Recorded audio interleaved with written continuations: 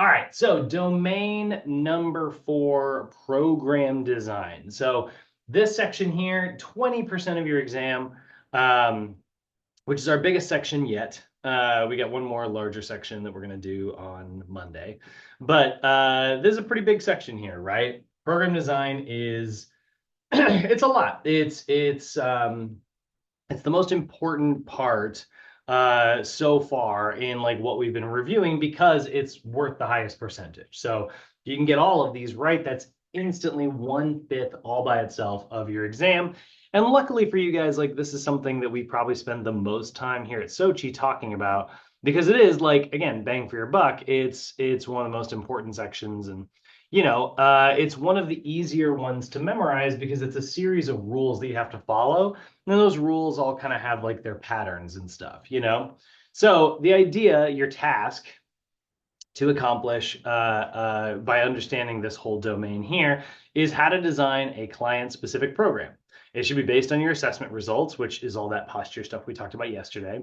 Your client's ability. So even if it is based on posture and like maybe what your client's goals are, maybe they're not quite capable of doing certain exercises yet. So we regress a little bit so that we can eventually work towards like the real true ideal version of things. But it includes flexibility training, weird order here, flexibility training, cardiorespiratory training, core balance, plyometrics. This is very weird. They're saying reactive training, including plyometrics. Don't know why they're drawing a distinction there. They are the same thing, and they're treated as the same thing everywhere else. And then speed, agility, and quickness training, so the SAQ stuff. And then obviously resistance training is going to be, the biggest section of the words, the meat and potatoes, the main part of the meal, right? Like you got, your salad here, you got soup here, this is maybe, or no, this is like the bread.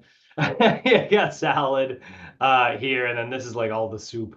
And then here's your main course. You know what I mean? Like resistance training is really where it's at. So we need to know a little bit about periodization. So we're going to talk about the definitions of our meso, macro, and microcycles. We definitely need to know our levels and our phases. That's going to be absolutely huge. We talked about linear periodization, so like doing, one phase of training per week, or undulating periodization, where we talked about doing like multiple phases of training per week. And then a lot of like little principles here. Principle of specificity, so that's our SAID principle. Principle of variation, we know that changing things up is going to be better. And principle of overload, which is the like, the idea that you have to work at intensities higher than you are capable of working in order to see growth. It is with muscles as it is with life. Meaningful growth comes through challenge and stress. And then general adaptation syndrome. So we'll talk about like how humans adapt and how we want to make sure that we use the first two phases of gas, but not the last one, right? We love the alarm reaction. We love the resistance development. We try to avoid exhaustion.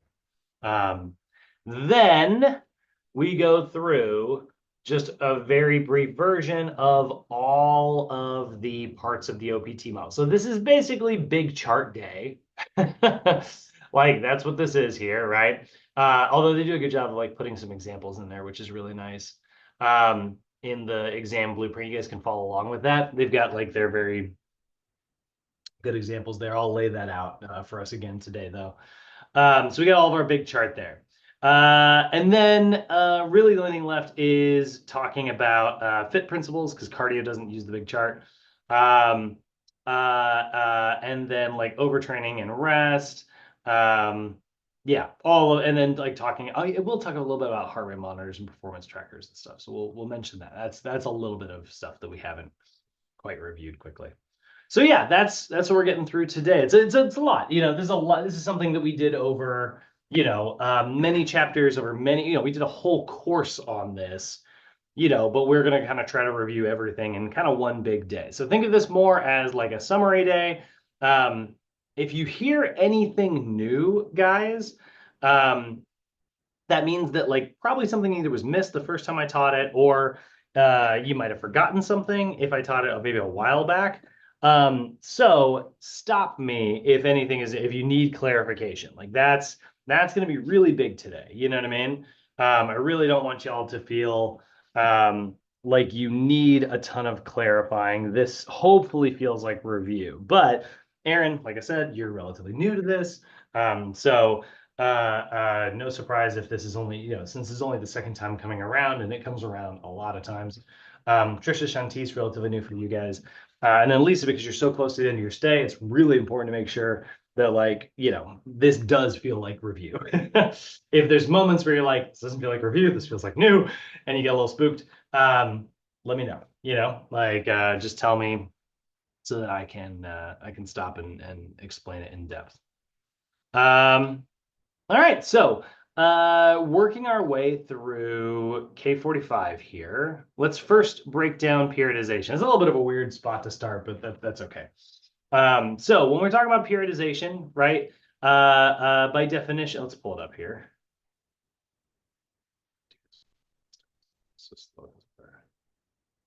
Oh, spooky.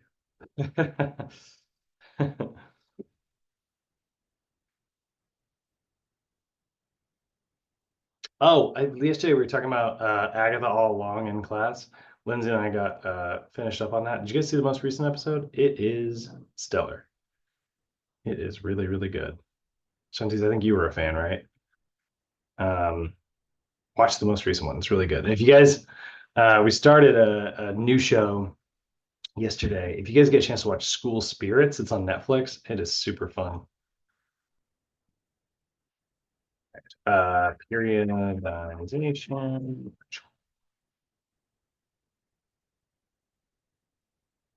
Hmm, there we go. Nope. Close. Did go a bit too far. Hmm. Pick the wrong one.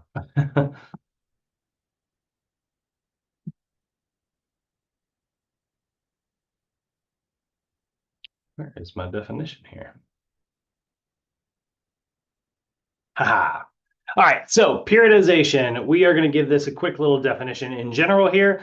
It is the macro, meaning large management, or large management, or planned manipulation of training variables in an organized fashion to improve performance over time. So basically, like periodization is your way of planning, not just like your client's workout today, but like what their routine is going to do in the coming weeks, months, or maybe even years.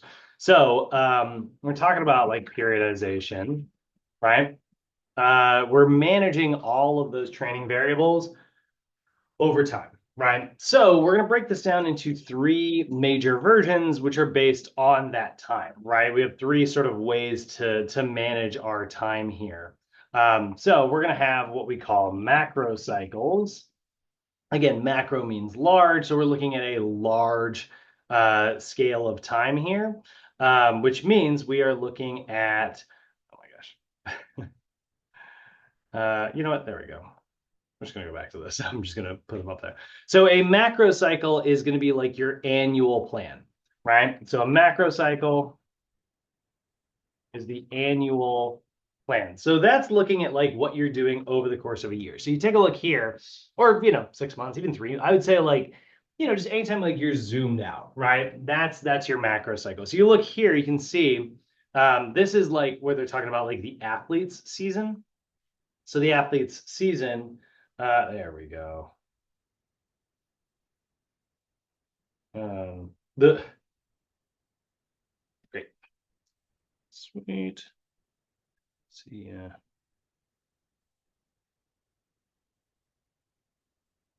Frank's coming in. All right. So we look at like their season, they have like a transitionary period. This is the off season, right? Where they're like preseason training. Or like, like right here's the very beginning of the off season. So probably a corrective exercise.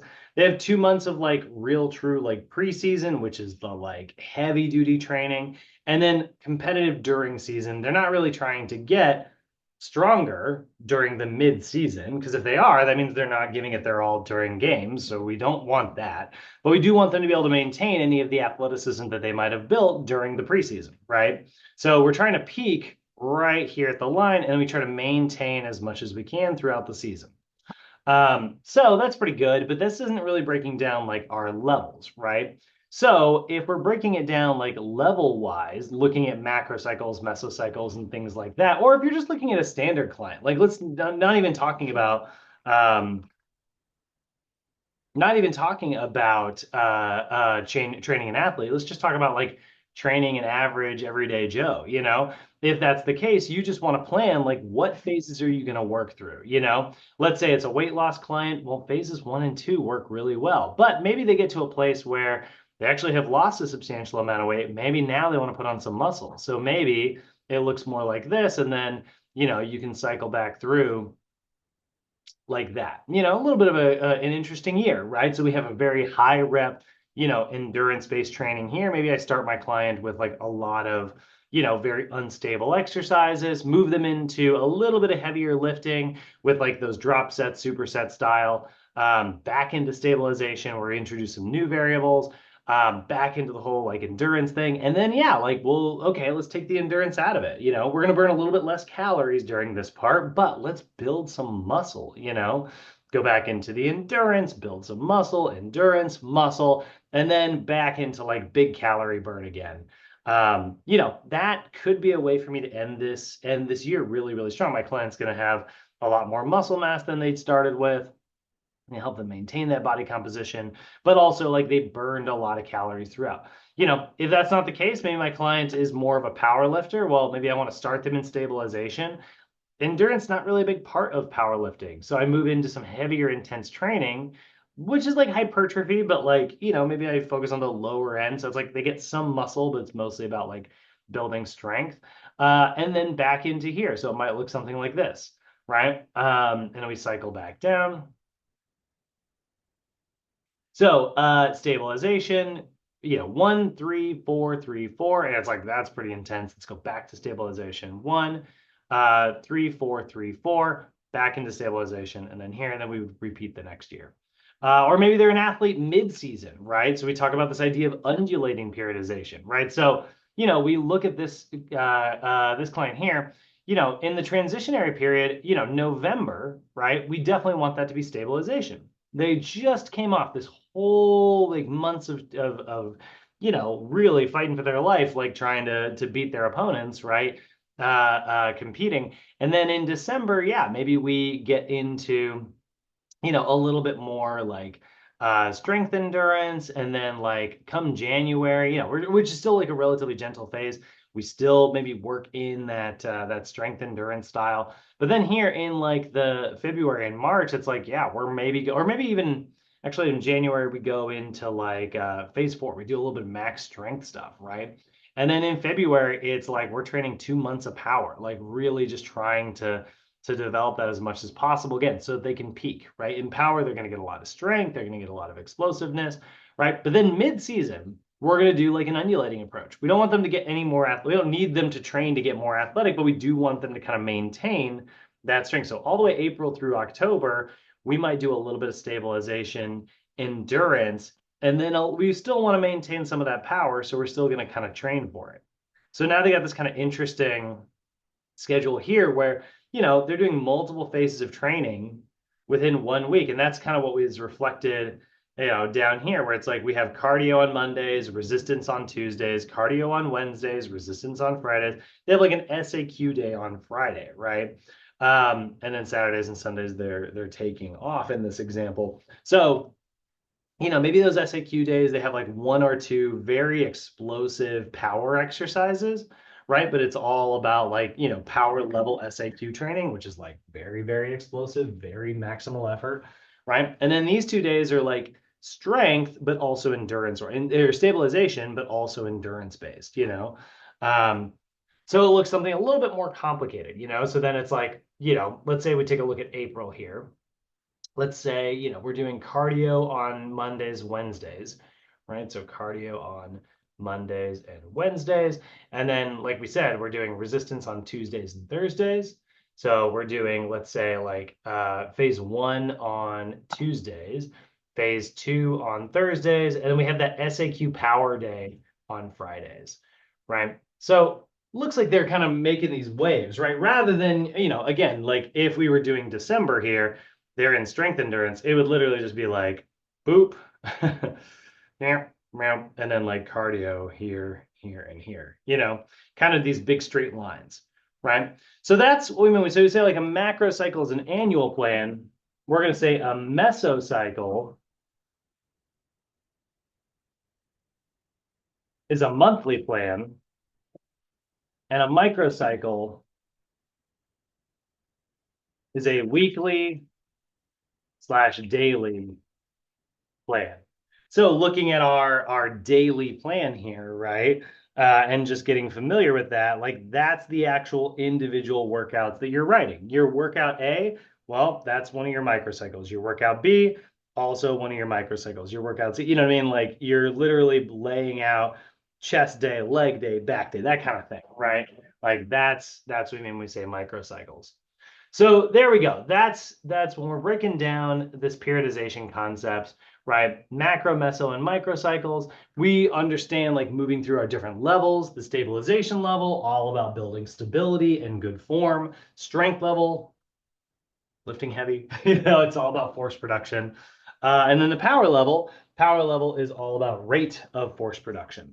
And that's a good way to think about it as well. If you want to break those levels down, you know, we go down here, we kind of think of this idea of like, NASM OPT model, right? We sort of break down like what the OPT model is. It is a planned, it's a plan, a systematic, program, right? Um, let's grab this like right out the gate. Oh, no, that's not it. Let's see here. Got to find my actual overall definition here. Yeah. That's saying what it is, but the the search feature is betraying me today. That's all right. We're gonna put up a sort of we'll put up a Brad definition here. So the OPT model is an integrated training system that focuses on we'll say like planned variation and modular stress in order to develop high levels of an athlete. Right? That's a good way to kind of think of it. So the OPT model, right, where it's very integrated, meaning it's taking all concepts in at once. So when we look at that, right, when we're talking about our OPT model, we have levels, right, and our training levels. These determine exercise selection, right? So like the difference, you can think of that as like the difference between stability-based exercises that are very good at developing proper movement patterns.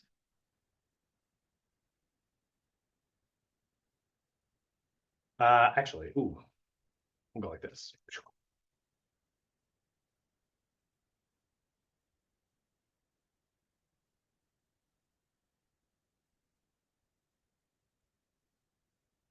So we got stability-based exercises, all about like developing proper movement patterns.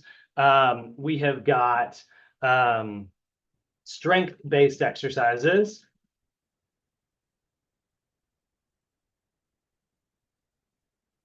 Right? That are very good at developing force production. And we have power-based exercises that are very good at developing rate of force production.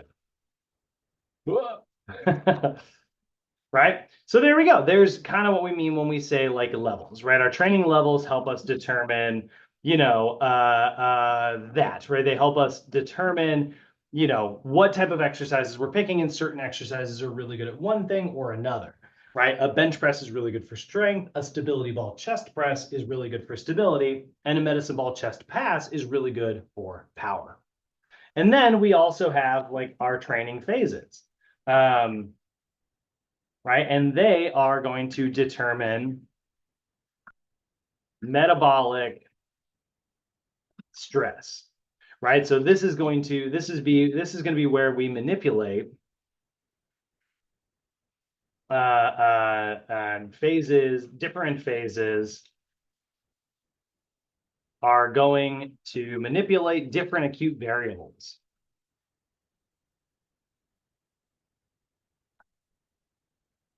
And remember, acute variables are going to determine your exercise stress.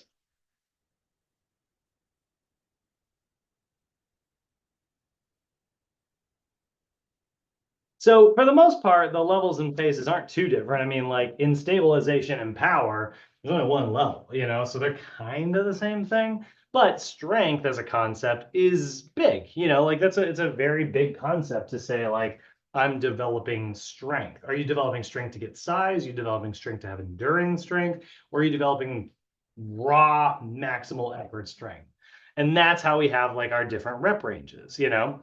So that's kind of what we mean. We say like we're doing periodization here. We're talking about like, yeah, that's going to help us determine, you know, what phase of training I might be taking my client through, you know, or like where they are and how I want to stress the body in different ways. Then I'm going to use NASM's OPT model to apply all of that different stress, right?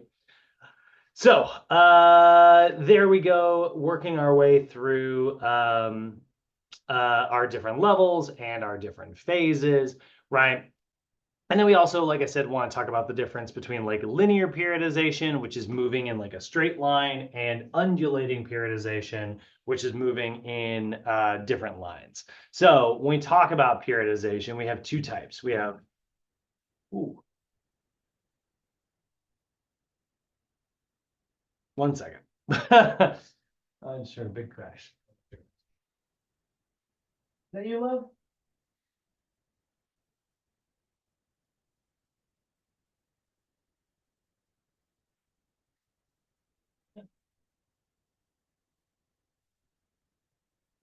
Sorry about that, guys. It was much louder than what apparently shampoo bottle fell. Not a big deal. But anyway.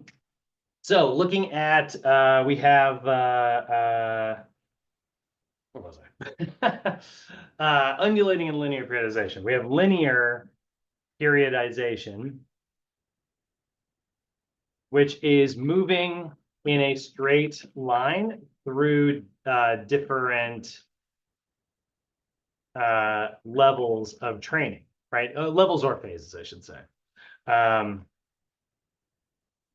so this might be, so for example, this might be like, you know, month one, stabilization, month two, strength, endurance, etc.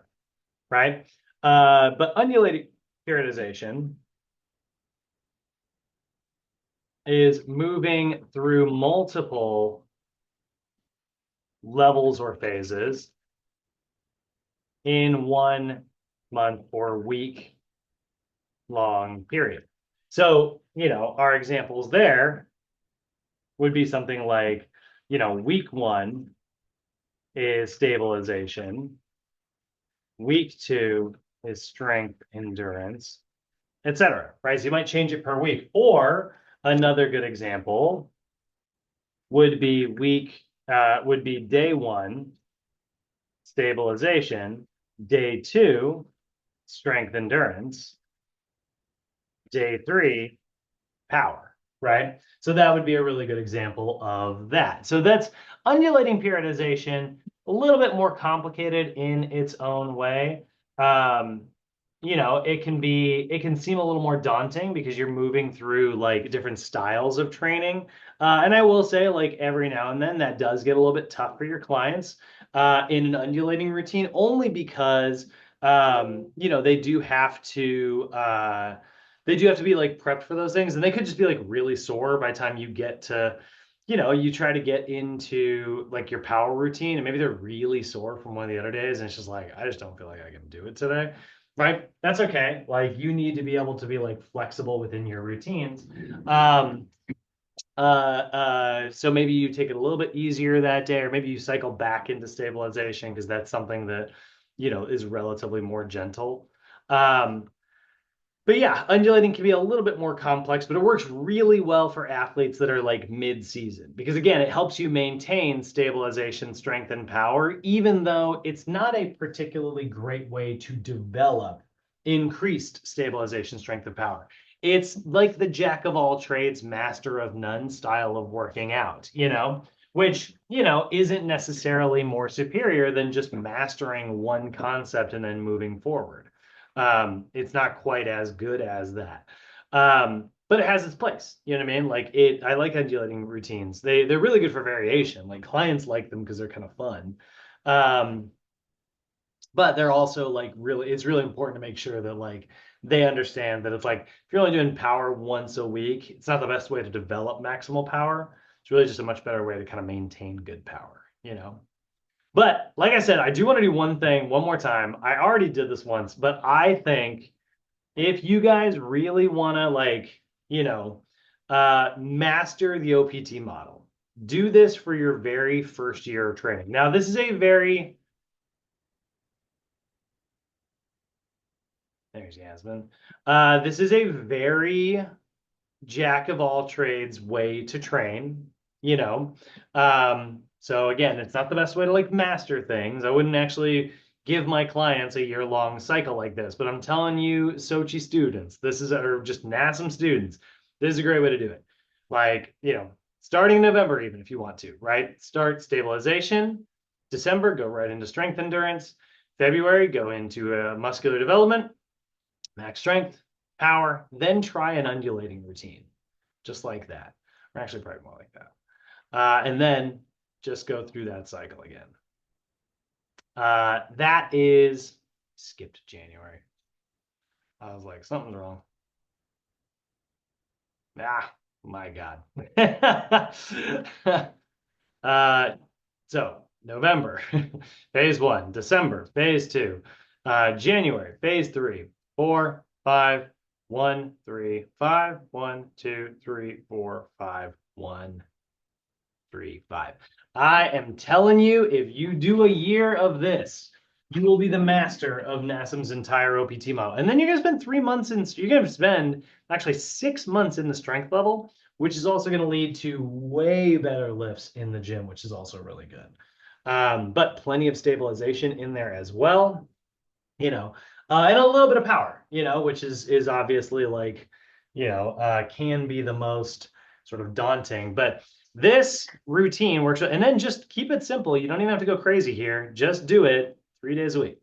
Like do your cardio on your off days, right? But like keep it kind of simple. Go with some total body routines. Maybe when you get into strength, like muscular development, if you really are trying to like pack on some muscle, sure, you can do like maybe a training split where you do like upper and lower, and maybe switch it to like 4 days a week. You do like a 1, 2, 3, 4 situation. Um, you'll have the flexibility within your routines. But I'm telling you, this is like my favorite like thing for somebody who's brand new to this. This is your first year journey. Really good investment in you like developing it. And then you'll also be familiar with like why each level feels the way it does, how much strength endurance kind of sucks, and it's just like, oh, it hurts, like it'll give you good perspective on that, so that you don't, overdo it with your clients and stuff. So that's my advice to everybody. Take a little screenshot here. I think this is a really good way to spend your first year as a NASA trainer. I'm gonna take this off though. You don't have to have that part. I think just 3 days a week. It will really do you quite well. Yasmin, good morning. Did you get that screenshot? I know you came in. You're coming in hot. Oh, wait. Oh, wait. Hold on. You're like, bro, my computer's not even on yet. Oh, it's not that. I spent all night trying to finish Nyla's costume, because we're going Right. out of town today, and she has a party tomorrow to go to with that particular costume. That's why. So I I get took it. I get it. All right. I was just telling everybody we spent the whole day furiously cleaning because the in-laws get here today. So totally get it. Even after you left, Lisa, we that's like the rest of the night was like getting the baseboards, you know? Trying to give people the impression that of course we live like this every day. It's spotless, you know? Um, there's nothing but broccoli and greens in the fridge, you know? Okay. So that is all the meso micro macro stuff we talked about recently. So shifting gears a little bit, let's go into actually I'm gonna get my PowerPoint open here because it's got really good slides for this. Resistance training concepts. I'm just gonna blow this up. No, get out of there. So, right out the gate, let's go ahead and talk about this idea of adaptation, right? The whole point of training is adaptation. You're not training, it would be crazy if you just went to the gym, just, I mean, I guess it's a great way to get some energy out and stuff. Like I know that like if I'm in an anxious place, I know going to the gym actually calms me down and stuff. But like, it'd be crazy to go to the gym and not expect any results.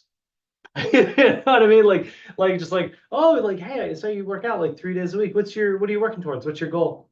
No, I just do it because I'm doing it. That would be nuts, right? It's like, no, we're all going to the gym to train for something. That's actually one of the reasons why I like the term training better than I like the term like working out. Like I say both, but it's not like I never say, oh, I'm gonna go work out. But it's so much more fun to say, like, I'm gonna go train. Like I'm training for this thing. I'm trying to better myself. And luckily for us humans, we are extremely adaptable. Um, we experience so many different adaptations, right? Cardiorespiratory adaptations, hormonal adaptations, muscular and skeletal and nervous, metabolic, right? There's tons of things that we get to like, train and work on, right? So one of the things we got to kind of understand, if we're going to understand adaptation for our clients, is really just how human beings in general adapt to stuff. Like I said, like humans, we are a very adaptable species, right? Those of you who have been with me for a while, you guys all know that, and this is because I'm a trainer, but like this is a general biology thing. There's a really interesting term in the world of biology, which is form follows function. And what that means is like we have to be able to function a certain way. And so our form will shape itself around that function. And it'll change its shape, it'll change how it looks so that it can perform a certain way. Or if you perform a certain way super consistently, your body will adapt and it will change its form based on however, like whatever function you've been experiencing. So, like, functionality is at the heart of like literally everything that we do, right? If you want to act a certain way, you need to train a certain way. You want to have big muscles, you're gonna need to do the things that result in big muscles, right? You want to have like more tan skin, you're gonna need to go get exposed to UV light, you want to have like stronger and denser bones, you're gonna need to lift weights heavy enough they're gonna flex and damage those bones so that you can get that adaptation, right? So luckily, like I said, we are incredible at that. We're actually a very, very adaptable species. So you have to understand like how human beings generally adapt to stress. And that's going to be our overall definition here, right? So general adaptation syndrome, which sounds like something you would catch, on a flight or something. It's like they recycled the air and I got general adaptation syndrome. No, what it actually is, though, is it is going to describe how we adapt to certain stresses. It describes like how human beings like adapt to exercise, right? How the and describes the ways in which the body responds and adapts to stress. Just how we respond and adapt. to, we'll say stress in general, like it says. So there's gonna be three phases to this, right? We're all gonna experience three phases. The first phase is going to be the alarm reaction. Okay, so this is the initial reaction to a stressor. Now, quick example of that, right? You could experience a little bit of an alarm reaction, like if I just, say something like really scary. The first time you ever saw a scary movie, right? And like a, big alien or monster like popped down, was like, rah, and you were like, good Lord, like as a little kid, right? Like immediately you probably tensed your mind. By the way, I can tell you my first one, not necessarily a horror movie, but my horrible parents took me to go see Jurassic Park at 5 years old in theaters, which is a crazy thing to do. I don't think they knew how scary it was going to be. Um, but I will tell you this is a true story. We were in the middle, we were whatever row, I don't know, but we were in the middle seats. And when the Dilophosaurus, the one with the like the frill thingy, does that, like reveals that he's in the car and he goes and like spits on Newman from Seinfeld's like face.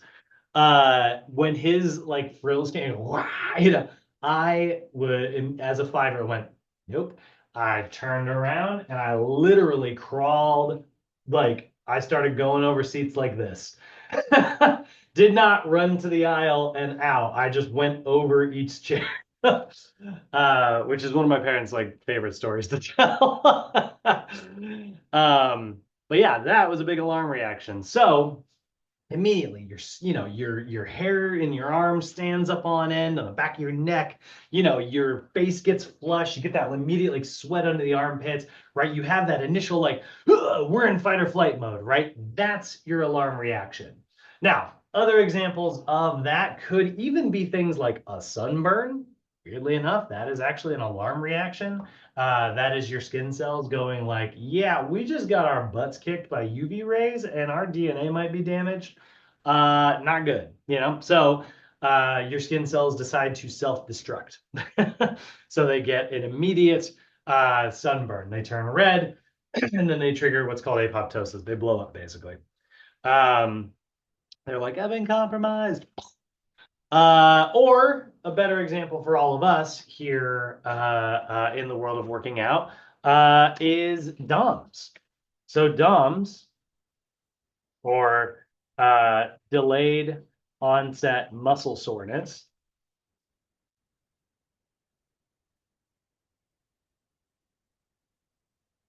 that is an example of an alarm reaction, right? That ache and pain. We don't actually fully understand DOMS yet, but we do know it's an example of an alarm reaction. But even just like in any, Shantiz, I'm sure you've experienced this a lot. I don't know if anybody here's done like a lot of heavy lifting, but if you've ever gone to the gym and like you're done with your warm-up sets and you're ready to do like really maximal strength lifting, like really heavy, and you just like get, maybe you're doing a deadlift, that first initial like lift, you'll sometimes feel your whole body go flush. You'll feel like your skin prickle up, and you'll get like a little sweat, like immediately. And that's all your adrenaline and hormones, all those like stress hormones kind of kicking on, right? Because like, whoo, this is heavy, right? And your body goes get into stress mode, So that's an alarm reaction, right? Now, the bigger the alarm reaction, the more you're going to get phase two, which is your resistance development. So why do people watch horror movies? Like why would my parents go? Like why are there scary parts of Jurassic Park? That movie's amazing enough as it is with just like dinosaurs. That's really cool in its own way. Why make it spooky? Why make it scary? Like what is it about human beings that like you can think of any other animal that on purpose like goes out there and just like scares itself? Like that's a weird thing to do, right? Well, the reason we do it is because like biologically, whenever your body makes stress, afterwards it likes to make anti-stress. So anti-stress like flushes in, right? And so weirdly, the better you get at making stress while still controlling it, the better your body gets at responding to that stress, right? That's why we kind of love exercise. We're actually really good at experiencing the stress of exercise so that we can then respond to it. We get those positive, like we get that flush afterwards. We feel really good. You know, why do we go to the gym and beat ourselves up? Because afterwards we feel great, and then also we get more development to that stress. So, you get a thicker skin, you get calluses, like you get all the things that you need to help you deal with that stress better in the future. So resistance development is, we're going to say, an increased functional capacity to a stressor, right? So you have, a little bit, why do I love escape rooms so much? Because it hurts my brain when I'm in there. Like, I go in and I'm like, how do I figure this out? This is so dumb. And then I figure it out. I'm like, I get this wave of satisfaction. And then in the future, I'm like, I'm gonna remember that puzzle for next time. Like I love stuff like that. That's why, we do all these things that are like play. We're a very playful species. So resistance development, right? It could be increased strength, decreased, resistive stress. What I mean by resistive stress is like stress that you can't handle. Um, all kinds of, increased bone density. That's what's so cool about the human body. We don't just repair ourselves back to where we were. Our body actually repairs itself above and beyond where it was. That's why we're so good at adapting to stuff. Go to the gym, lift big heavy weights, you're going to break your bones. That's a crazy sentence, but it's true. Like you create microscopic little tiny fractures every time you lift a big heavy weight. Heavier the weight, the more fractures you're probably going to make, you know? But afterwards, your immune system's going to come along and be like, what did you do? Like, oh my God, like, what were you squatting really heavy? The femur's all cracked up. And then it's going to repair that damage, but it doesn't repair it back to where it was. It repairs it a little bit stronger and a little bit more resistant to damage for the future, you know? And if you can do that and you keep doing that and cycling that, your density is going to get thicker, thicker, thicker, heavier, heavier, heavier, safer, safer, safer, so that it will be more resistant to damage in the future, which is why you can then lift heavier weights. Now, I will say, if you do too much stress without enough rest, we are really good at adapting, but we're also not, we are finite creatures. We are not infinite. So we also have the final, which is like exhaustion, right? And exhaustion is prolonged, intolerable stress leads to breakdown. So this could be like, while we are a big fan of stress, if you were to like, I don't know, watch horror movies 8 hours a day, they genuinely, every one of them actually scared you. Uh, like you also have like a really stressful job and eventually you're probably going to have trouble sleeping. You're going to have all this. And this is the thing, like Shantice, we were talking about this, at the start of class today. Whenever I work out, I have a hard time sleeping in the next like hour or two. And it's probably because like my body is mostly flooded with like adrenaline and cortisol, the things that help me get through intense workouts, which are the opposite of things that help me like rest. Um, for me, it's also just like my body temperature goes crazy when I'm exercising. So it's like really hard for me to sleep. But so if I have that like just nothing but just stress, stress, stress, and no rest, rest, rest, eventually my body's gonna break down, right? So this could be like a pulled muscle. It could be a plateau in terms of just like progress. You might plateau and not, continue making progress, like a strength plateau or a weight loss plateau. It could actually be decreased muscle mass. Sometimes you can actually catabolize your muscle because you're working so hard and you're not repairing with nutrition and sleep. So we definitely love our general adaptation syndrome. Is what makes us amazing.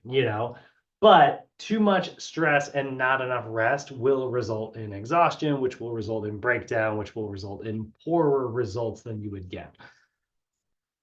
Y'all, I wish Frank were here. I am bummed that he did not get to hear this part right now. My guy is a workhorse that will not stop. Um, so, all right. So we know that we've got all these different types of stress, and if we experience that stress, we experience adaptation. Well, we also got to talk about like, okay, okay, so that means that like whenever we're training, we're trying to apply general adaptation syndrome to our clients, right? Let's talk about how we can be specific about applying the right type of stress. Let's say Lisa hires me to help her increase her maximal raw strength. Doesn't make any sense for me to apply the type of resistance to her that is like marathon training.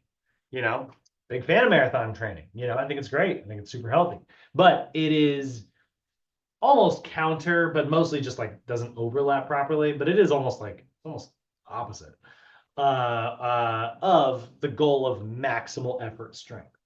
So if we are going to do cardio, we're probably going to do cardio that is very much based on like high intensity effort. But I also can't just like start her there. So I might start her by building her up to that. And the nice thing about like building her up to that is that's also going to give us variation. So, three principles that we need to apply, right? We're going to start with the SAID principle. Where if we know we're trying to apply, the right type of stress, right? General adaptation syndrome, we need to make sure that it's like specific to our client's goal. So, the SAID principle is stands for, well, actually, no, it's the principle of specificity. The principle of specificity says that you adapt specifically to the stress placed upon the body, right? You're not going to get better at a marathon by walking 5 minutes a day. Because the marathon is longer than 5 minutes. It's possible to get better at a marathon 5 minutes a day if you can run 200 miles per hour or whatever it actually is. Right? What is that math? 26 miles divided by, if you want to do that in 5 minutes, you would need to try, so that would be 5.2. So that would be, then you got to shift that times 60. 312 miles per hour. So if you can run 312 miles per hour, sure, 5 minutes a day. There's your marathon training. I don't know anybody can do that. So you adapt specifically to the stress. So if you want to get better at this, you got to train for this. You want to get better at that, you got to train for that.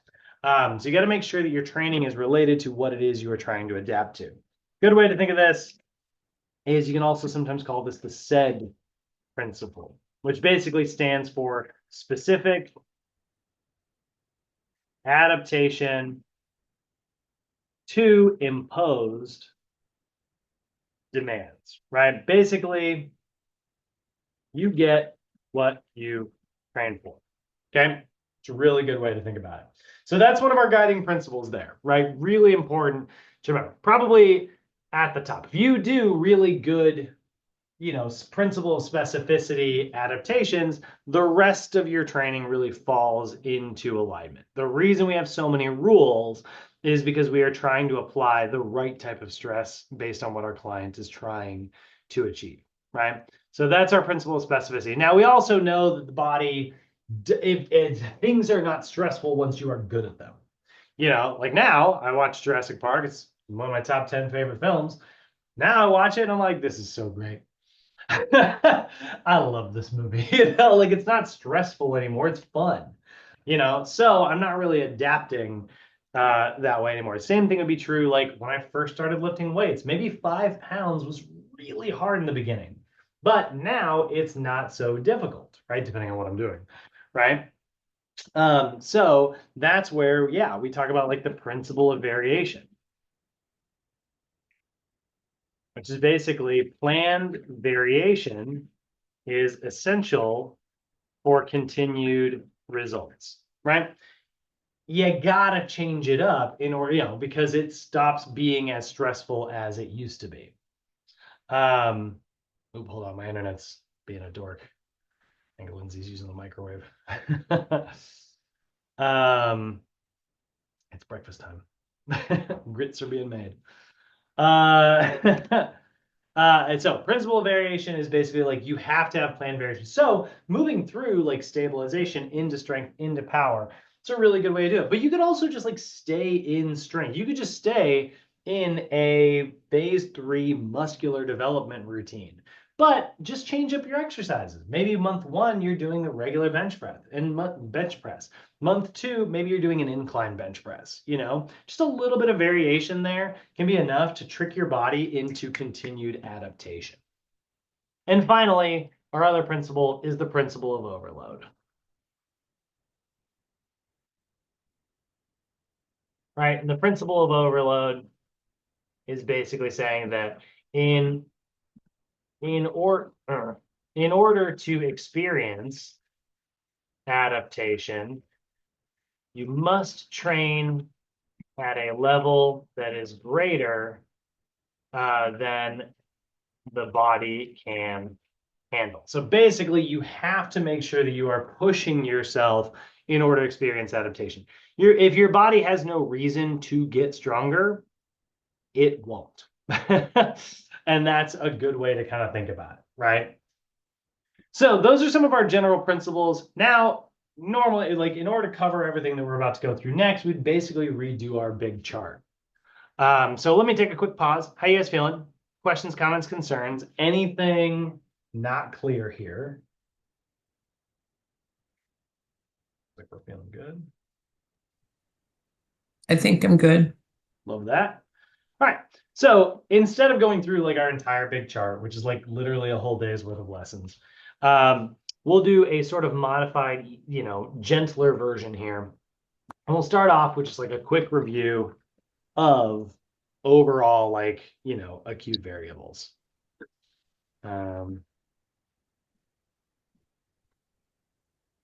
That's how I look this up. Oh, there is the NASM take on it, but this is a round table, which means that's more of a blog than anything. That's how I want. All right. We're gonna talk more about this one. It is lengthy, but I'm gonna skip around a little bit. And before I sent off an application, I ran it. Grammarly. I graduated with my bachelor's and master's. Welcome to the. All right. So, complete NASM OPT model guide. Pause my recording. We are phase 2. So, that first section is the longest one, but let's go ahead and go through all of those stabilization endurance rules here, right? So we're gonna kind of do all of this all at once, rather than like, do it kind of slowly. But I shouldn't say we're gonna do it all of it at once. We're gonna do all of this for stabilization, then we'll come back for strength for power. So we're looking at the stabilization level, right? When it comes to, and we'll actually, let's use an OPT template here. I made for you guys like a cheat sheet here. We're basically going to kind of recreate that right now and kind of see it in real time. So if you think about like, so if you look at sort of our most basic like OPT template here, right? Let's say my client is in phase 1. Your warm up, this is where we are addressing a little bit of SMR and and stretches, right? And I'm just saying stretches in general because depending on like what level my client is in, I'm going to do different types of stretches. So if I'm in phase 1, the stretches that I'm going to do are going to be static stretches. So I'm going to be applying what we call corrective flexibility, which is to say that like the type of flexibility I'm doing is focused on like fixing dysfunctional muscles that might be tight and overactive. So I'll start with a little bit of SMR for whatever muscles I'm going to be doing, and then I'm going to follow it up with static stretches. Okay, so That's what we're doing in phase one.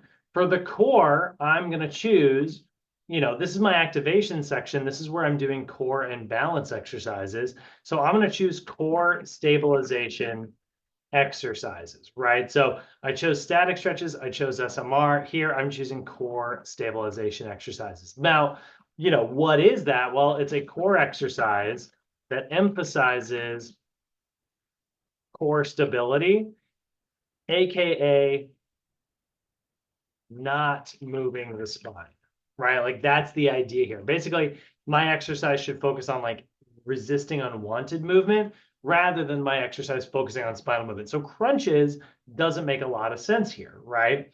But good examples that are right out of the blueprint here. We're gonna see a plank, a bird dog, a bridge, right? Things where it's all about like stability, right? So we might see something, a plank, bird dog, bridge. Let's do this. Plank, bird dog, bridge, etc. Right? All of those are really good examples. Now, in the rest of the stabilization level, I'm also going to pick my balance stuff, right? In this section here, for balance, I'm going to go with balance, a balance exercise, no surprise there, but because I'm in the stabilization level, it's going to be a balance stabilization exercise. What do I mean by that? Well, it's a balance exercise that emphasizes static balance, AKA not moving the balance leg. So I'm balancing, but again, like I'm not focused on like tons and tons of like movement in my balance leg. I'm focused on keeping my balance leg stable, So we're going to see things like a single leg balance and reach, or a single leg windmill. All of those are going to be very good examples of stabilization level balance exercises.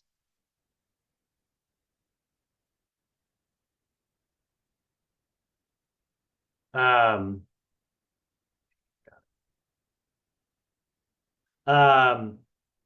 cool. Oh, I forgot. Okay, great. So there's our sort of like, now I know what type of exercise I'm going to pick. So can I do a single leg squat? Sure, I like that exercise, but it doesn't make sense as like an activation exercise for a beginner. For a beginner, activation is probably just going to start with just holding in place, maybe resisting that unwanted movement. Now, eventually, I'm going to move into my reactive and SAQ section. This is what we call skill development. This is where I'm going to do plyometrics, so explosive stuff, and I'm going to do that as an SAQ as well here. So for plyometrics, I'm going to choose plyometric stabilization exercises, right? So I'm picking a plyometric, but I'm focused on one that's developing stability. Again, what does that mean? Well, it's a plyometric exercise that focuses on developing landing mechanics and stability. So I'm really just trying to hold myself in place here when I land, right? So that's a good way of saying, not moving upon landing. I'm really just going to kind of hold my landings instead. So good examples are going to be things like a squat jump with stabilization, a box jump with stabilization, or a multiplanar jump with stabilization. So I'm really just kind of focused on holding my position here. That's so annoying. Stop doing that. Trying to make my life easy and copy paste.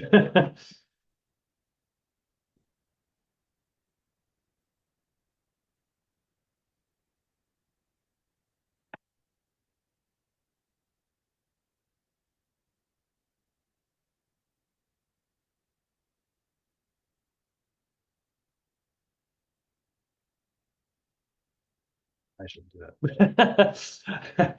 That's a deep rabbit hole. So plyometric stabilization exercises, right? And they're jumping, sure, they're plyometric, so you're gonna jump, but you're gonna hold your landings.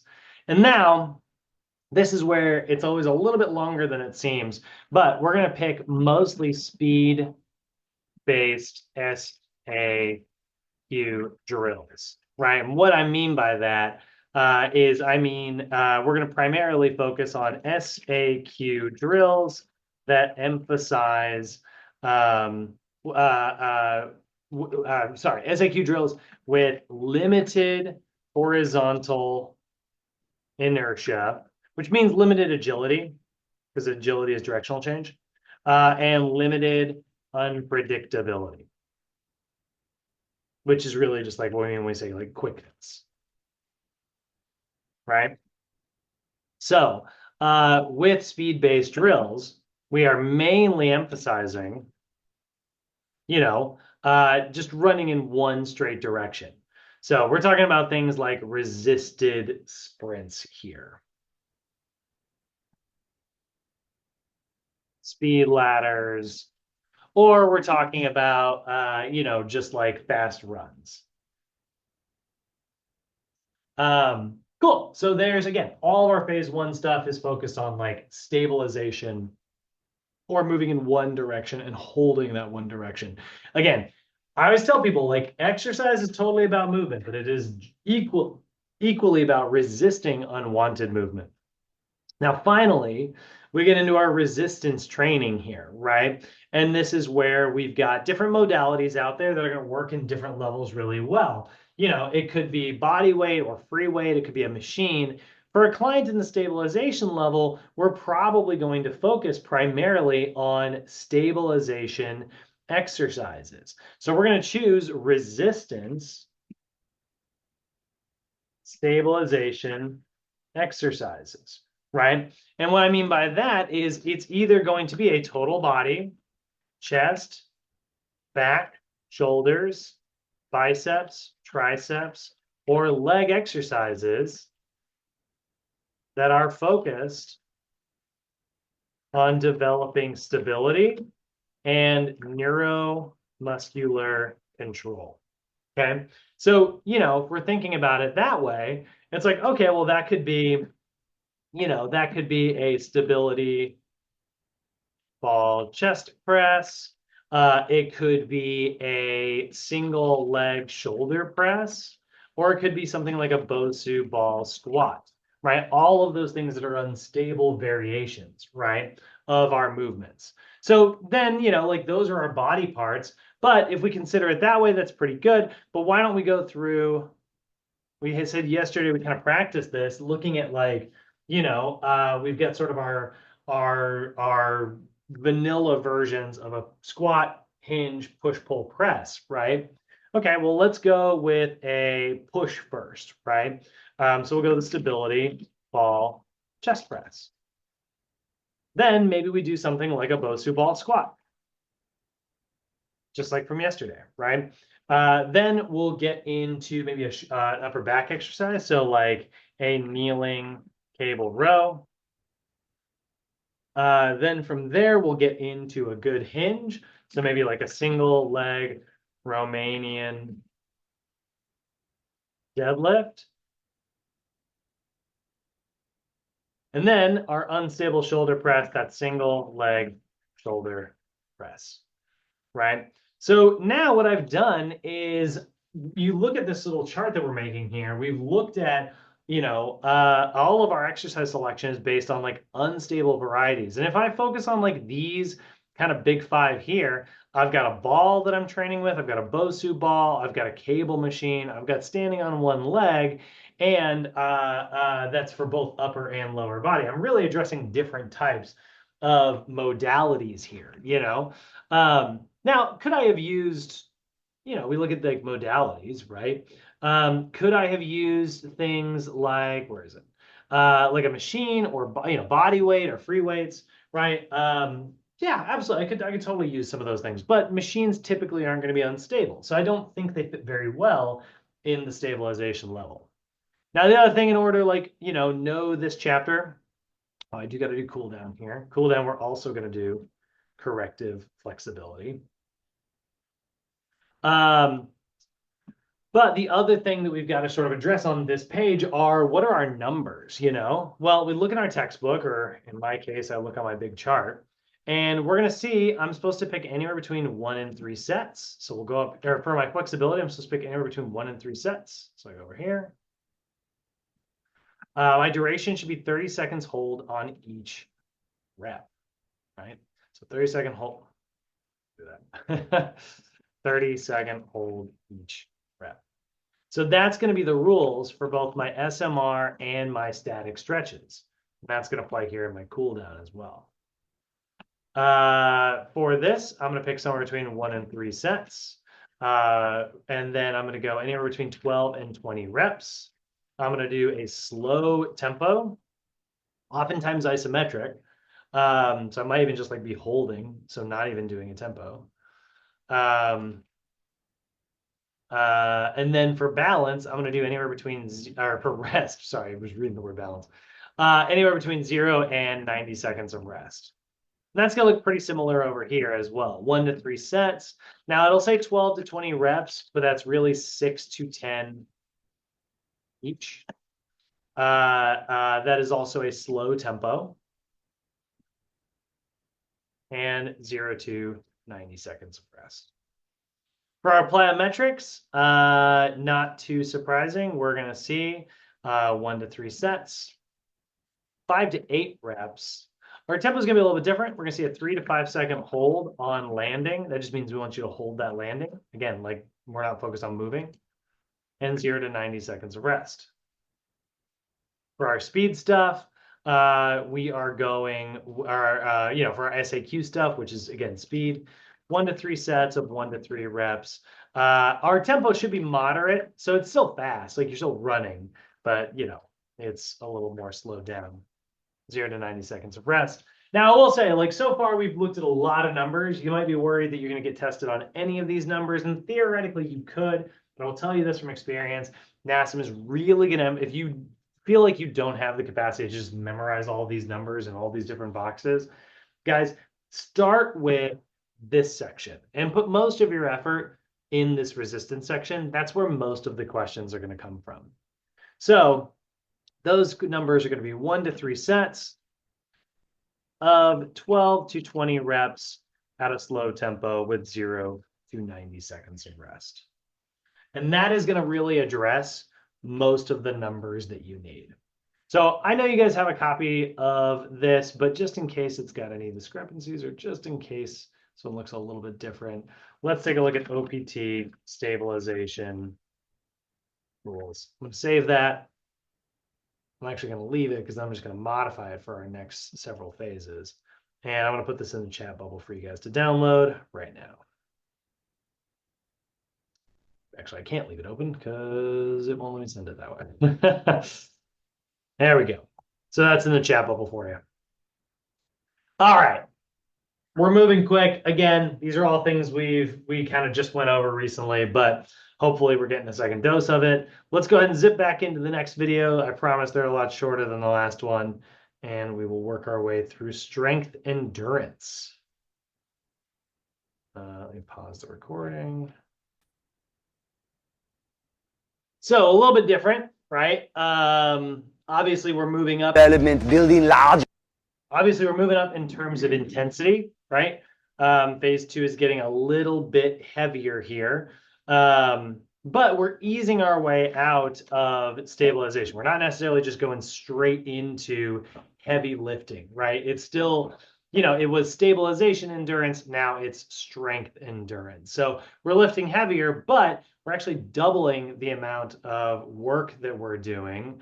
What did I just do? There it is. I figured this would be kind of fun if here's the image of all of our acute variables on one page from our other class. So so here, like I said, we're moving up. Let's go ahead and open this stabilization. So here's our acute variables from last time, but we move up a phase into, you know, maybe 1 month further in terms of training, right? So now I'm not doing corrective flexibility anymore. We look at our little picture here. Right now, I'm doing active flexibility, right? Well, what the heck does that actually mean, right? Well, I'm still doing SMR. I'm still doing that for 1 to 3 sets and a 30-second hold each. But now I'm going to do active, isolated stretches, which are like static stretches, except now I'm breaking them up. I'm chopping them up, and I'm taking small rest in between. So I'm actually going to change that 1 to 3 sets. And I'm going to do 5 to 10 reps each here. And then I'm going to hold each rep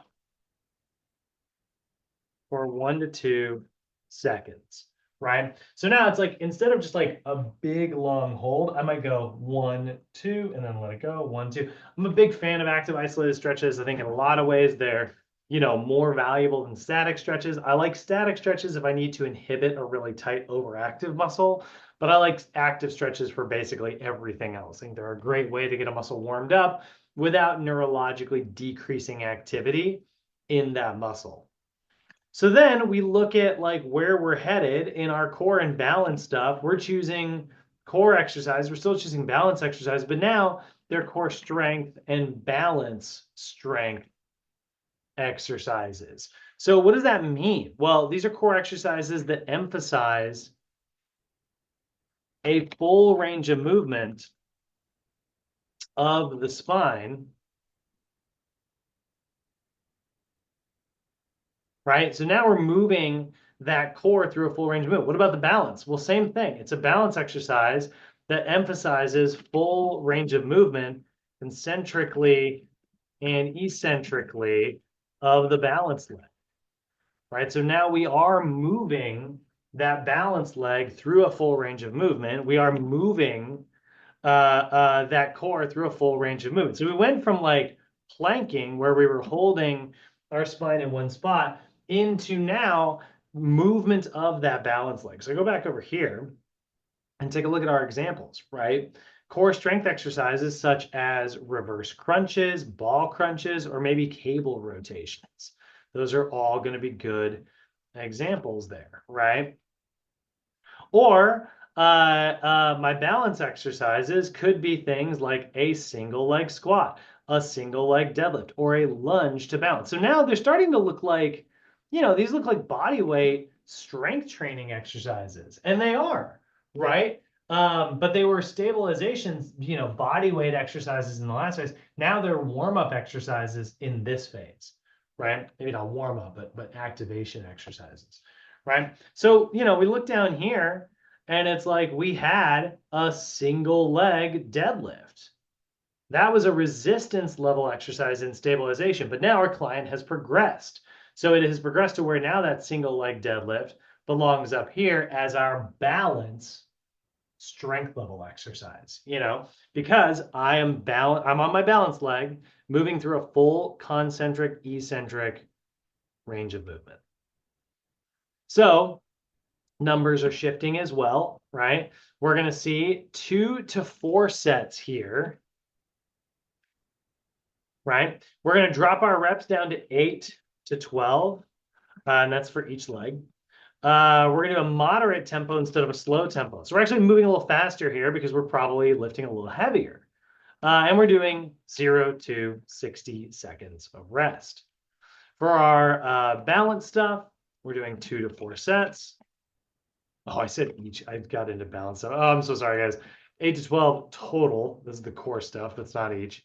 Unless it is like a cable wood chop or something, in which case then it's each. This is the 8 to 12 each. There's also moderate tempo and 0 to 60 seconds of rest. So again, everything in the strength level is just a version of what we did in stabilization, just a little heavier and a little bit more movement through full ranges. For plyometrics, that concept's going to be the same. We're doing plyometric strength now instead of plyometric stabilization, which means all of our exercise choices, we're just basically going to take out the word stabilization. It'll be things like, I didn't have to such as in there. It's going to be things like a squat jump. And we're just going to take the word stabilization out of there. It's going to be things like a box jump, but we're going to take the word stabilization out there. It's going to be a multiplanar jump, but we're taking the word stabilization out there, which means instead of doing a 3 to 5 second hold on landing, we're doing a repeating tempo. So let's actually see that on here, right? So plyometric strength, 2 to 4 sets, 8 to 12 reps, so kind of a jump there. Repeating tempo, no holding the landings, and 0 to 60 seconds rest. So it's a plyometric exercise that's developing, repetitive jumping. It's introducing stretch, shortening cycles, right? Through a full range of movement, right? So now we are getting that full dynamic, concentric, eccentric, on landing, go into your next one, So let's see if their exercise choices are actually the same as mine. No, it's not. They went with butt kicks, tuck jumps, and squat jumps. The squat jumps is on there, but we'll put those up there. So butt kicks, tuck jumps, squat jumps. The butt kick is basically like a tuck jump is jumping, knee comes to your chest. A butt kick, same thing. You jump, except heel goes in, bruises the moneymaker. And now for SAQ, again, this is always the most complicated to write, but this is going to be primarily agility-based SAQ drills. So these have greater horizontal inertia, but still limited unpredictability. So we are still limiting quickness, okay? So now instead of just like resisted sprints, speed ladders, or fast runs, where we might just be going in one direction, now we might do things like cone drills, right? So cone drills where you might be going into like different positions. So we'll actually we'll say, instead of cone drills, I know we'll say T drills, box drills, or, like a left test, right, or a left drill. Right? Or actually 5-10-5. We'll do that one. 5-10-5 is a really good example.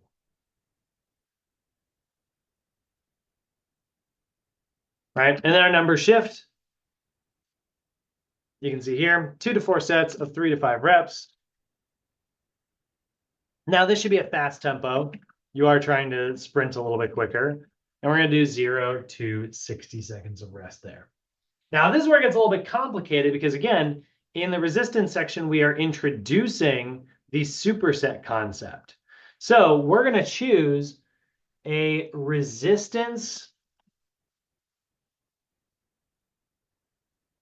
strength exercise, and we're going to pair that with a resistance stabilization exercise that we're basically going to follow all of our similar rules to that, with a couple exceptions, right? So it's still going to be total body, chest, back, shoulders, biceps, triceps, or legs, but these are focused, instead of on developing stability and neuromuscular control, they are focused on developing force production, so lifting heavy, right? So instead of a stability ball chest press, this is probably going to be something like a bench press.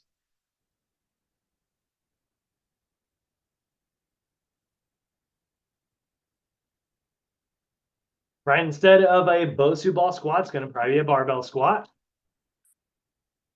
Instead of a kneeling cable row, it's probably going to be a bent over barbell row. Instead of a single leg RDL, instead of a deadlift, it's probably going to be a regular barbell deadlift, which we would just say deadlift. And instead of a single leg shoulder press, it's probably going to be the military press. Now our numbers do shift here. We want to drop some of them down because obviously this is supersetting. So we're doing twice as much work.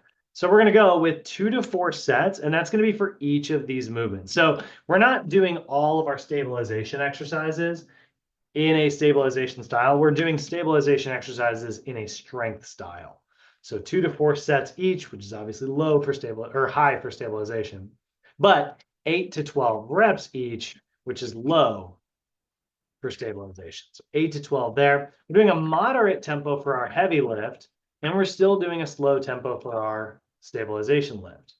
Now, because this is a superset, we're going to take 0 seconds of rest after our strength exercise, and then we'll take up to 60 seconds of rest for our stabilization exercise. Now I'm going to write 0 to 60 here. If you are doing straight up a superset, you can't just like do 0 and 0 rest, guys. Like that'll be impossible. But if you do it as like a circuit, so just to give you an example of that, let's say you did a circuit of these things, like this would be a very long circuit. But let's say you go, your circuit is literally this. We'll say bench press, and then you superset that, or you circuit that into the stability called chest press. Then you go right into your barbell squat, into the Bosu ball squat.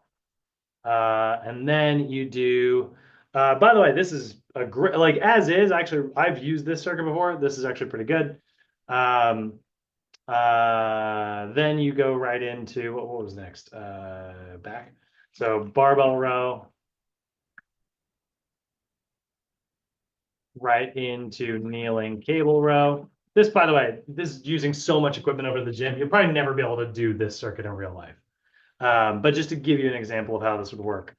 So this, actually, we'll just say that's enough. So this right here, if you can take 0 seconds of rest between each of these, and that makes this a circuit. Then at the very end here, after the kneeling cable row, take 60 seconds of rest, then go back to the top.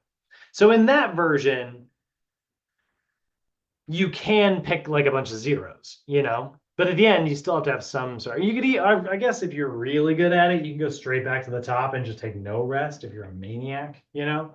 But if you're doing just like supersets by themselves, like if these are just 2 exercises and then you do that as a superset, and then you move on to your next superset, you're going to take 0 for the first exercise and probably 60 for the second exercise. And then for our cool down, nothing changes. Still corrective flexibility, SMR, and static stretches.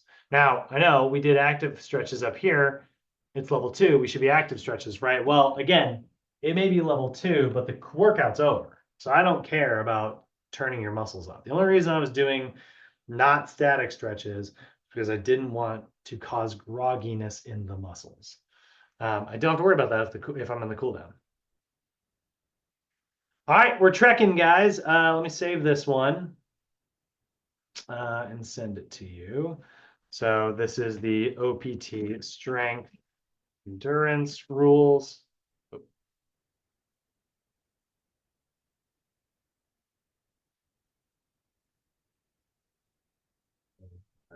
Keep that.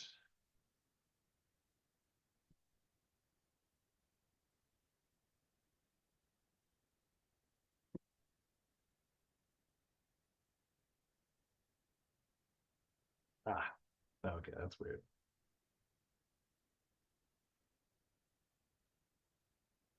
All right, so there's your second one, guys.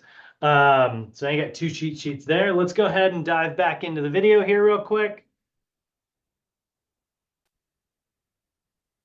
All right, so phase 3. Crushing it. Keep staying. Stop it.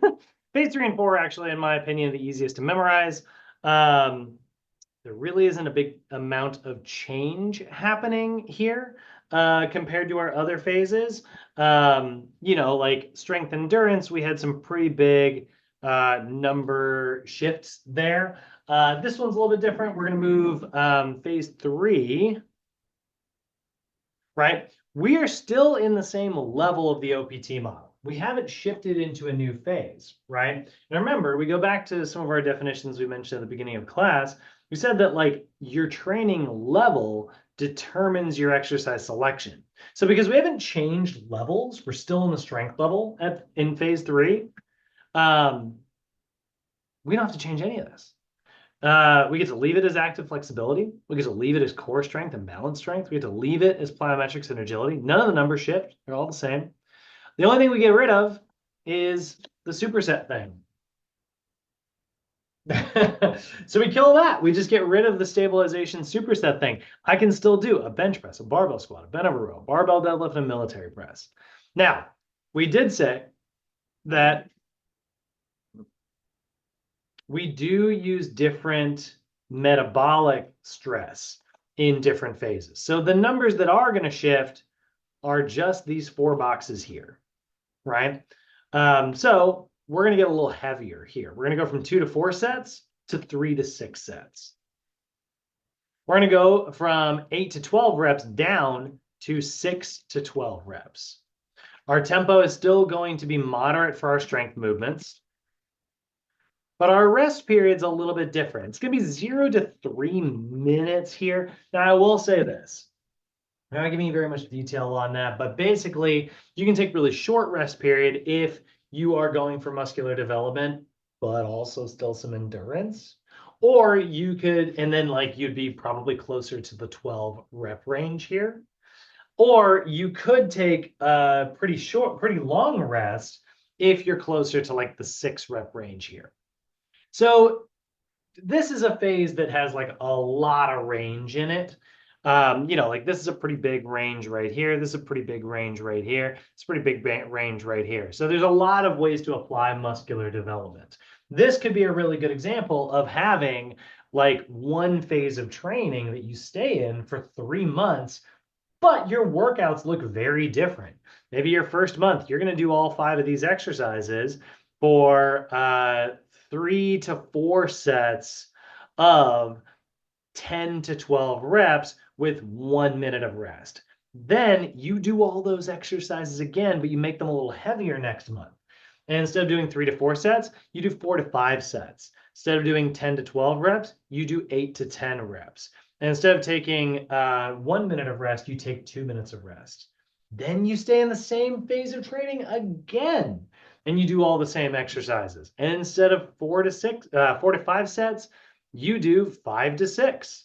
Instead of 8 to 10, you do 6 to 8 reps, and you take 3 minutes of rest. So I stayed in the same phase, but I still gave myself variation. I did the same exercises, but I still gave myself variation. I'm changing some of those variables just to make sure that we're still applying that principle of variation, that little bit of like planned variation, so that my body keeps adapting to new stress.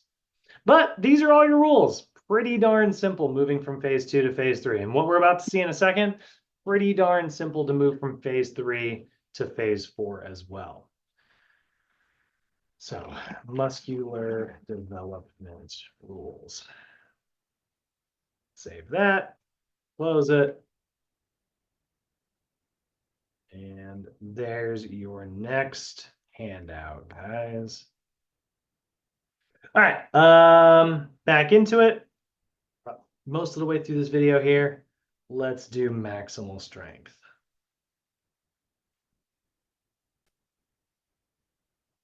So looking at phase 5 here, we're just getting heavier, right? Oh wait, all right, I closed everything. So we move into phase 4, right? Max strength here. It's still active flexibility. It is still active isolated stretches, still core strength, so stability ball crunches or reverse crunches, things like that, hanging leg raises, toes to bar, balance strength. We're still moving through full ranges of movement there, plyometric, all of this is the same. None of this movement prep stuff, warm-up stuff, SAQ skill development stuff, none of it changes. Our choices for resistance, none of it changes. We're still on the same level 2, right? But we're in phase 4. So things get even heavier. So we're going to wipe these out and look at those new numbers, right? So this is going to be 4 to 6 sets. It's going to be 1 to 5 reps. The tempo is now going to be explosive. So it says fast or explosive. Obviously, again, it's so heavy you don't actually move very fast, but you're trying to, right? And then our rest period here, 0. Whoop, that's not true. 2 to 5 minutes of rest. So 2 minutes, pretty tough. Although if you are doing like a circuit, that works pretty well. If you're doing like a superset max strength, which is a little bit uncommon, but you can do it. Then like, yeah, 2 minutes, because you're taking time to like lift one thing and lift the other thing. So there's rest built in there. But generally, you're going to take a lot of rest here. It used to be 3 to 5 minutes, but I took it down just for some people who might doing a little higher and, like I said, a little more superset or circuit style of stuff. But yeah, maximal rest because maximal intensity. You're only lifting at 1 to 5 reps. So you shouldn't be able to do 6 reps. That's how heavy it is, you know? But I mean, look at how simple it was to change it. So again, we got new numbers here, yes, but they're just evolving. Our sets go up, our reps go down. We get a little bit more explosive on the lifting, and our rest goes up because of how heavy we are lifting. So there's our maximal strength. So that is, that's really the truest version of the strength level. You know what I mean? Like that is all about raw force production. All right, so now that one's attached as well. So all we got left is just the power level here. And we're going to look at all those rules. And that's where we do get a big rule change here. We're moving from one level to the next. So here we go. So let's go ahead and wrap up here and get all of our power rules going. So we're going to open up the max strength workout again. We're going to change this to phase 5. And this is where, again, we are moving up a level. So we are going to need to change pretty much everything. So from here, because we're moving into this third level, instead of active flexibility, we're going to do what we like to call functional flexibility. Which means we're going to do SMR, but we're also going to do dynamic stretches. So our rules are changing here. Dynamic stretches are going to be a lot of times like body weight exercises. They might even be some of the things we've seen in previous levels, like a single leg Romanian deadlift or a lunge to balance. Now, it's not even an activation exercise anymore. It could be considered a full-blown, just like what we consider to be dynamic stretch. So it's almost like a calisthenic or body weight exercise, right?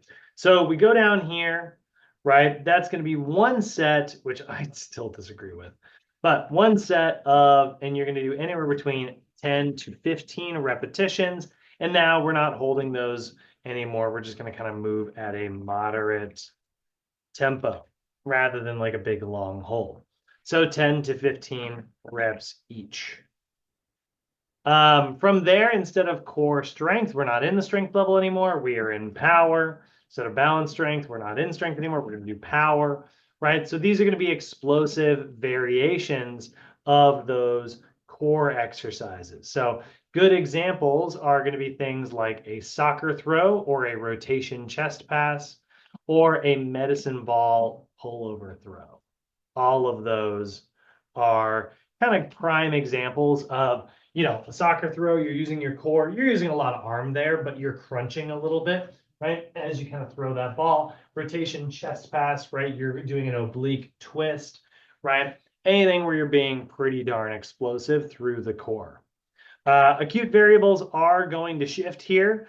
We are going to go with 1 to 3 sets of 8 to 12 reps. We're going to do an explosive tempo, and we're going to take 0 to 60 seconds of rest. So our reps weren't vitally different. Our sets weren't really that different. They got a little bit less, but really what changed here is that like we are doing a core exercise that emphasizes a full range of movement concentrically and eccentrically of the spine at functionally applicable, which means fast speeds, right? That's really the big difference here, is that you're just doing this a lot more quickly. We're still moving the spine, just fast. Our balance stuff, same concept, right? We look here, we're going to see things like a single leg box hop up, a single leg box hop down, or a multi-planar single leg hop. So it's like, okay, yeah, you're just going to jump on one leg. You know, that's the big message here. It's a lot of jumping exercises. 1 to 3 sets, 8 to 12 reps each. Now, our tempo is going to be a 3 to 5 second hold on landing. That should look pretty familiar. That was our stabilization level plyometric exercise, but we were trying to develop stabilization. Well, here we're trying to develop balance, which is pretty similar. So we do that 3 to 5 second hold and then 0 to 60 seconds of rest. So again, like really, we just went through moving the balance leg, just doing it explosively. So it emphasizes full range of movement, concentric and eccentric of the balance leg at functionally applicable or fast speeds. Again, really all we're doing is just taking what we did last month and making it more explosive. Plyometric strength, plyometric exercises, right? So now it's like, this is where it's like, okay, well, this is now plyometric power, right? Which is like power plus power, right? It's really plyometric-y, right? So we get pretty darn explosive here in our reactive exercises. Things like box run steps, ice skaters, or proprioceptive plyometrics. Now, this is hard to know unless you're kind of familiar with those exercises, but basically, each of those exercises are single leg transitionary plyometrics. So like a box run step is like, right, the faster I do my left leg, the faster I can do my right leg, the faster I can do my left leg, right? Ice skaters, proprioceptive plyometrics, where I'm jumping back and forth, right? So the idea here is that like it is as fast as possible, but we already saw as fast as possible when we were doing strength plyometrics, but we weren't forced into the next rep. We were focusing on stretch shortening cycles. Well, now we're focused on stretch shortening cycles at maximal velocities. So we're not introducing stretch shortening cycles. We're developing maximal stretch shortening cycles through a full range of movement as absolutely fast as possible. So it's really just taking that concept one step further. And again, our numbers are going to shift here, but they're going to be very similar to what we've already seen. We're going to go 3 to 5 sets, so a little bit more. Oh my gosh. 3 to 5 sets, but still 8 to 12 reps. Whoop, I'm in the wrong spot. Whoops. Whoops, whoops, whoops.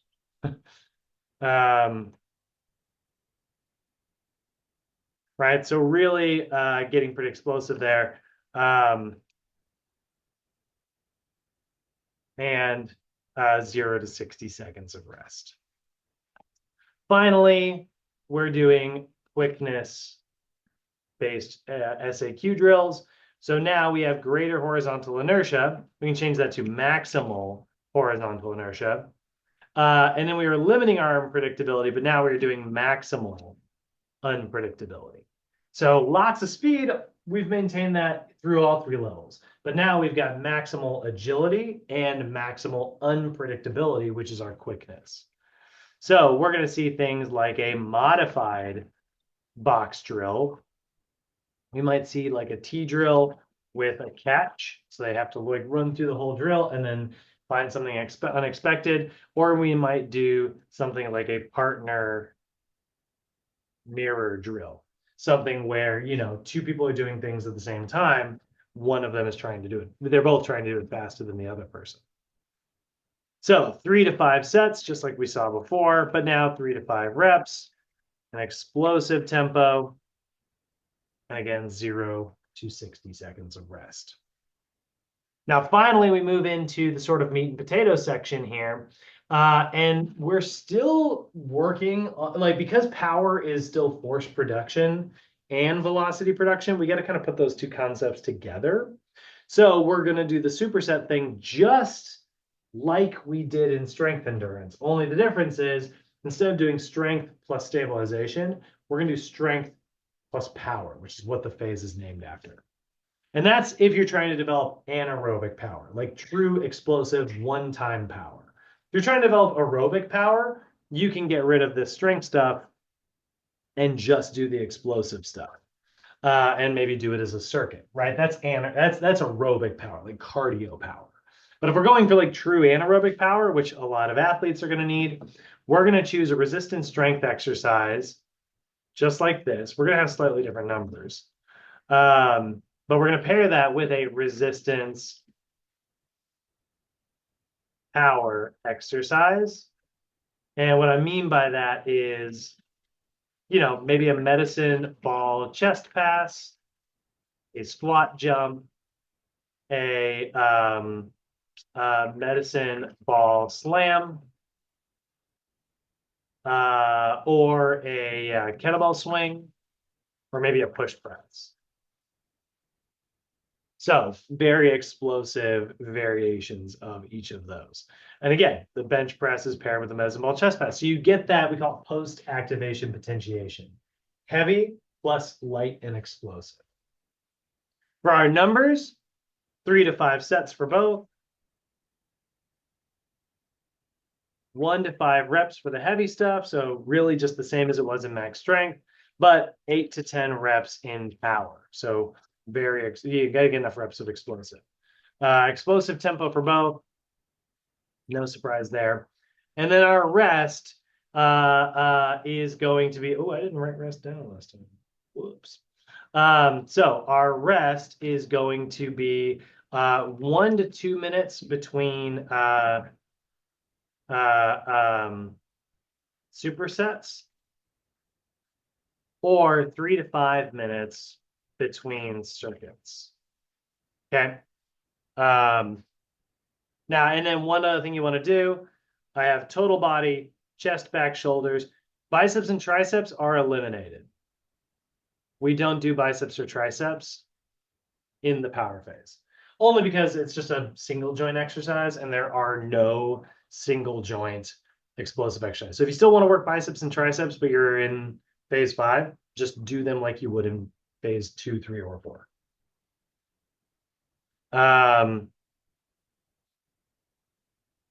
And there we go. Let's go ahead and save that one.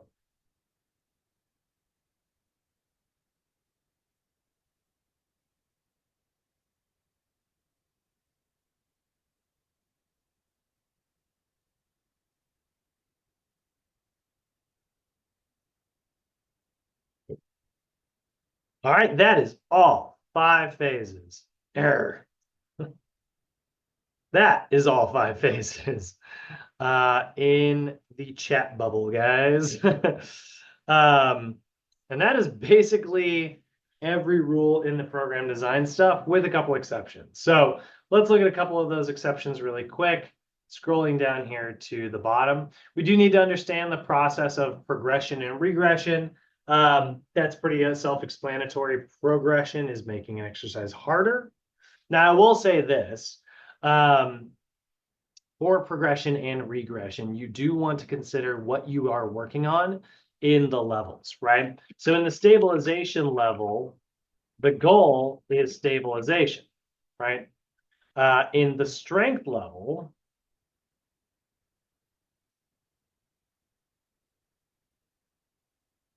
the goal is force production. And in the power level, the goal is rate of force production, right? So that means we do have ever so slightly different goals here in each level, which also means that if you are focused on progression and regression, you're going to do those in different ways, right? So in the stabilization level or strength level or power level, because our goals are different in each of these levels, your progression or regression is slightly different. So for progression and regression,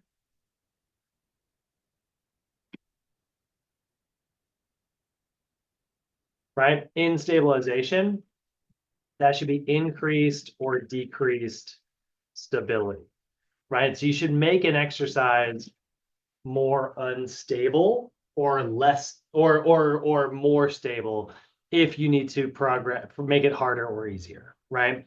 In the strength level, the goal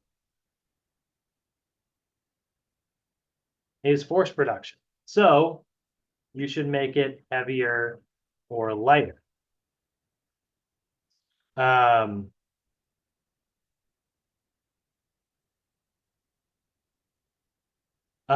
Or if you are in the power level, you should make it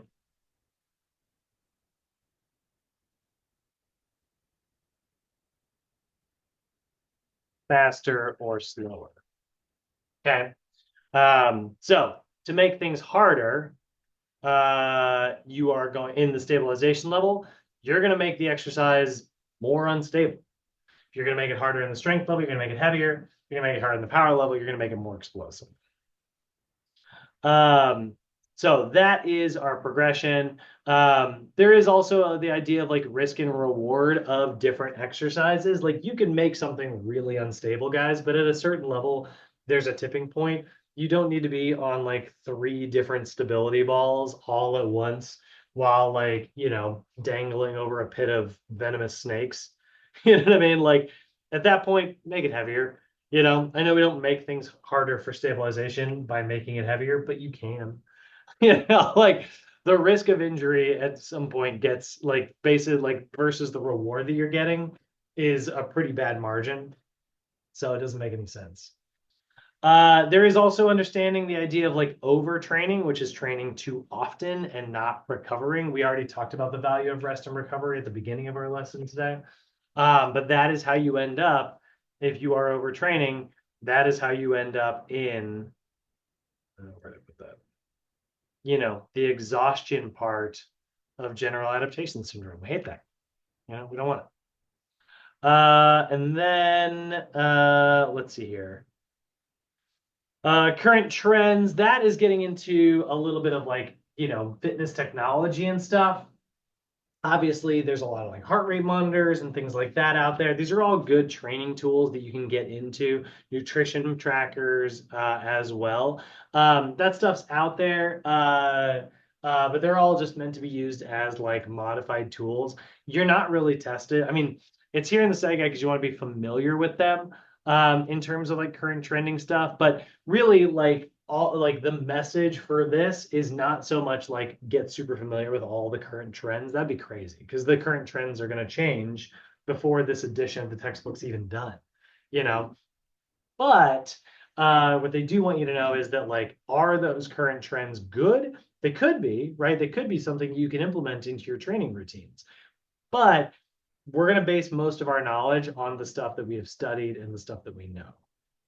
And then we always want to make sure that we're tying this to our client's assessment, goals, fitness levels, and contraindications. That's basically just saying, whenever you're doing any program design, if it's for a youth or a senior, prenatal client, obese, whatever, right? You should base your workout customized to the client. And that's what we call the principle of individualization. But in my opinion, if you are doing the principle of specificity correctly, and you're just making a specific workout for your clients, well, if it's specific, it's already individualized. So, tons of info today, but none of it new, right?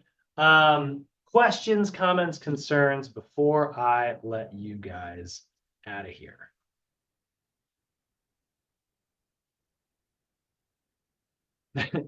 Y'all are like, my brain is soup. Let me get on to my weekend. All right, guys. All right. Thank you. Have a good weekend. Of course. Thank you. I know a lot today. I'll see you guys on Monday for Have a good weekend. the next part. Yeah, you can. Bye. Have a good weekend. See you guys.